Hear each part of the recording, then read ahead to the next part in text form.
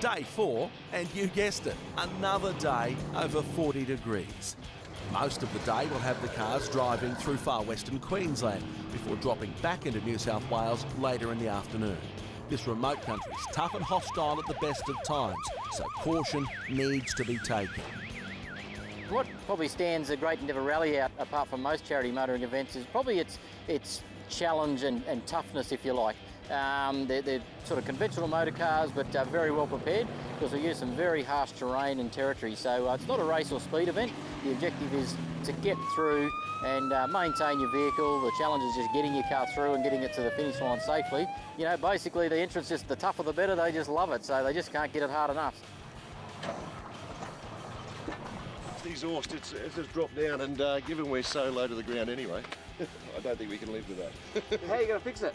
A little bit of wire fixes everything. High-tech fix. That and duct tape and cable ties. After lunch, the rally entrants have to endure 365 kilometres of this road in the heat and dust. Just when they think they had their fair share of mirages for one day, the Nakundra pub turns out to be real and a welcome relief, even for just a little while. Back on the road and, oh, what have we got here? We conked out of fuel. Because we conked out of fuel, we walked to the front of the car and we saw oil all over the place. So we've done a sump. So yesterday the starter motor fell off and we fixed that. Today we've done a sump. We fixed it. So the guys pulled up, jacked the car up, got some putty, rubbed it together, 1/4 inch crack, and we've repaired it, we think. So we're just giving it a second to settle. We're back on the road. Looks like the old putty trick's doing the job. The New South Wales border at last, and everyone's spirit seems to lift as the temperature drops.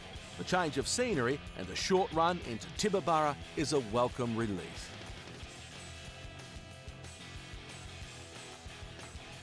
The entire journey so far, everywhere we've gone, the locals have been fantastic, very supportive of Endeavour Foundation and the event and what we're trying to achieve in year one. Towns like Tibooburra really benefit from community organisations and charity motoring events coming through town. We spread our wealth through their pubs, through their fuel stations, through their corner stores, and really helps the community survive in tough times. Day 5, and it's a fresh and clear morning. The rally heads northwest and back into Queensland for the last time.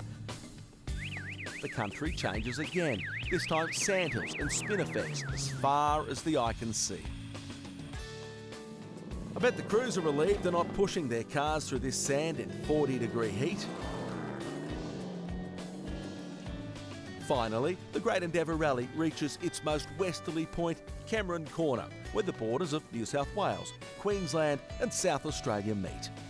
This geographical landmark's a great spot for everyone to look around, have lunch and take it all in. Getting all the cars together for the group photo was proving to be a challenge. After lunch, it's time to bid farewell to the corner and to Queensland as they head into South Australia, but only a few hundred metres before heading south into New South Wales. The course goes through the middle of the Sturt National Park, and with the maximum speed of just 60 kilometres an hour, it gave everyone the opportunity to see all the different native Australian desert wildlife. The road eventually opens up and the rally runs parallel to the dingo fence for a while. At 5,600 kilometres, the longest fence in the world. Okay, off you go. The final stage of the day once again has the cars trekking through private property. And with that comes lots of gates and lots of creative ways of fundraising.